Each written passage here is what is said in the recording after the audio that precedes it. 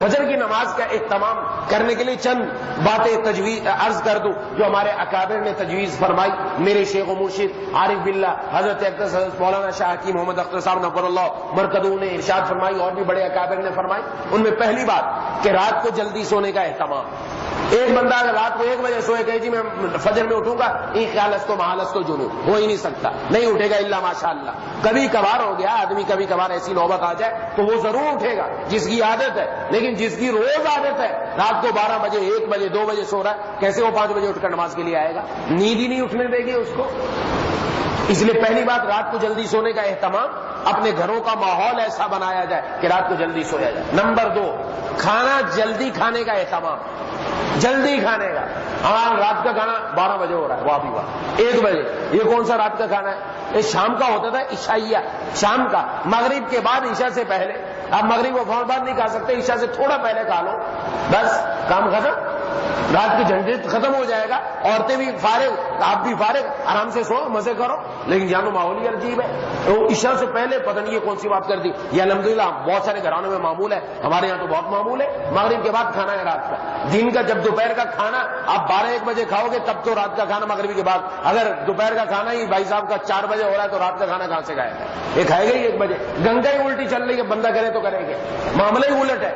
ایک بات کہاں سے پکڑے؟ ہم نے اپنے آپ کو الٹ چلا دیا. رب تعالیٰ نے نظام قائم کیا دنیا کے اندر کہ دن کو کماؤ، دن کو دنیا میں نکلو، اللہ کا فضل تلاش کرو، اور رات کو اللہ تبارک و تعالیٰ نے تاریک کر دیا پوری دنیا کے اندر. یہاں صرف انسان ہی نہیں، پوری دنیا، چرند پرند جتنے حیوانات سارے کے سارے رات میں سب سو جاتے ہیں، اور بندے بھی سو جائیں. یہ رات ان کی اللہ تبارک و تعالیٰ کے فضل سے سو جائیں گے. دن کو جب اٹھ کر رب تعالیٰ کے فضل کے لیے نکلے تو اللہ تعالیٰ کی طرف سے رحم و کرم نوازی آئے گی.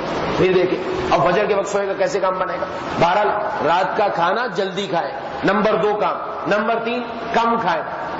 اب تو وہاں ہوٹلنگ ہوتی ہے، ہوٹل کھلے بڑے ہیں.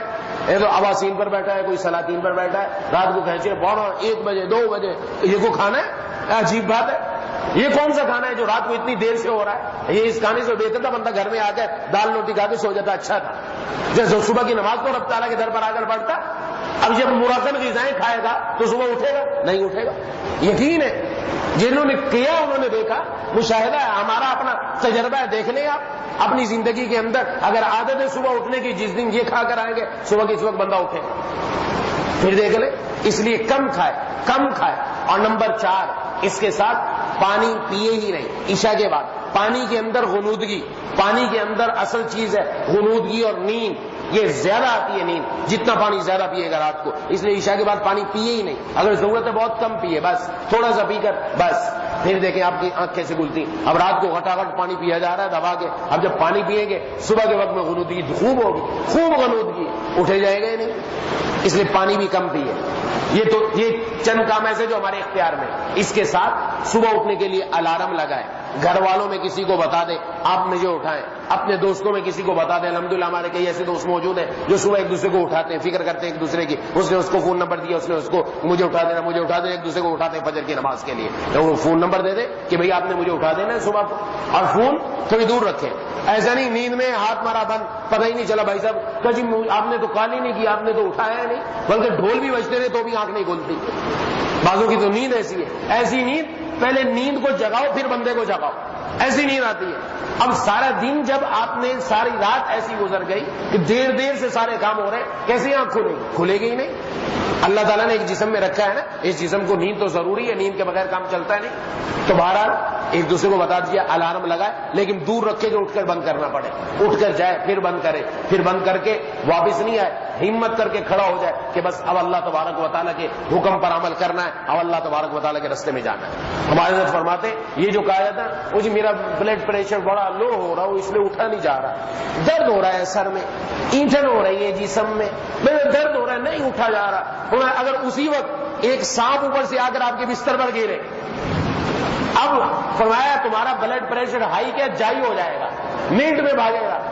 اب بھاگے گا وہاں سے اٹھ کر، درد بھی ایک طرف، سارے جسم کے درد ایک طرف، بلڈ پریشر ایک طرف، بھاگ کر باہر نکل کر آ کر کھڑا ہو جائے گا. اب کیا ہوا اسی یہ ہمت کی. ہاں سانپ کا خوف ہے، اللہ تبارک و تعالیٰ کا خوف نہیں ہے. رب کا خوف ہوتا بھاگتا ہی.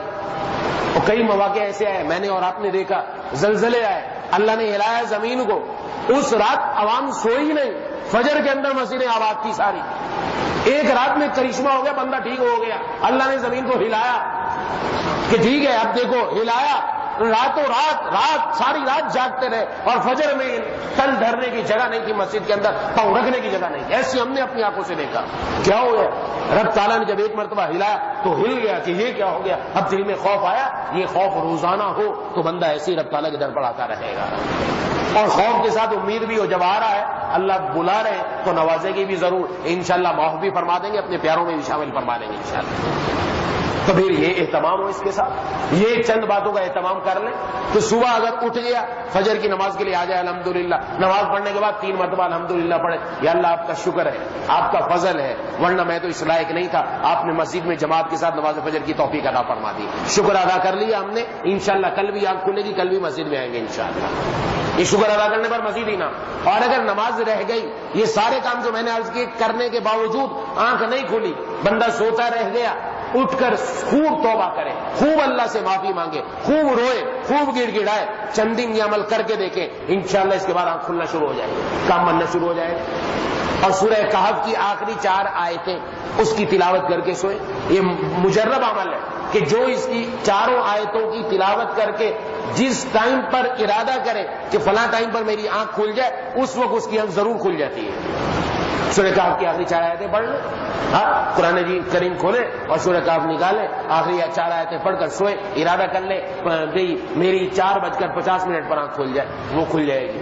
اب آپ کا کام ہے آگے کہ آنکھ کھلنے کے بعد آپ نے دوبارہ بند کر کے ڈھیٹ بن کے لیٹ گئے یا اٹھ گئے، ہمت کر کے مقابلہ کیا اور رب کے در پر آ گئے۔ وہ اس وقت شیطان بڑی کرتا ہے، نہیں 20 منٹ ہیں ابھی تو آرام کرو، تھوڑے سے 5 منٹ اور لیٹ جاتے ہیں، وہ 5 منٹ گیا جیسے ہی سورج طلوع ہونے کا ٹائم آئے گا نا، آنکھ فٹافٹ کھل جائے گی، چوپٹ کھل جائے گی، دیکھے گا اچھا ٹائم ہو گیا، یہ تو نماز گئی، یہ اس وقت ہمت کا وقت ہوتا ہے، اور اسی پر تو اللہ تبارک و تعالیٰ بندے کو نوازتے ہیں، یہ ہمت کر کے آیا ہے، اس نے مشقت کی ہے، تبھی تو نماز فجر کی اہمیت ہے، ایسی معمولی بات تھوڑی ہے، نماز فجر پڑھ کے جو انعامات ملنے والے ہیں تو اس میں تھوڑی ہمت اور مشقت کرے گا، رب تعالیٰ کی طرف سے ڈھیروں انعام۔ تو اس نے فجر کی نماز کے لیے یہ چند تجویزیں رکھ دی، ان پر خود بھی عمل کریں، گھر والوں کو بھی عمل کریں، ضرور انشاءاللہ فجر کی نماز میں آئیں گے، گھر والوں کو بھی کہیں بھی آپ بھی دین میں معاون بنے، آپ بھی اٹھو ہمیں بھی اٹھاؤ، ہم اٹھ گئے تو آپ کو اٹھائیں گے، نہیں تو آپ ہمیں اٹھائیں۔ آگے میں چند حدیثیں عرض کر دوں گا تہجد کے لیے کہ اللہ تعالیٰ کی کیسی کرم نوازی اور مہربانی ہوتی۔ یہ تو ہے 5 نمازیں جن میں خصوصاً نماز فجر کی جو سستی اور کوتاہی وہ دور کرنے کے لیے چند تجویزیں عرض کر دیں، اس پر عمل کریں، انشاءاللہ چند دنوں میں زندگی کی کایا پلٹے۔ کتنے ساتھیوں نے عمل کیا؟ پلٹی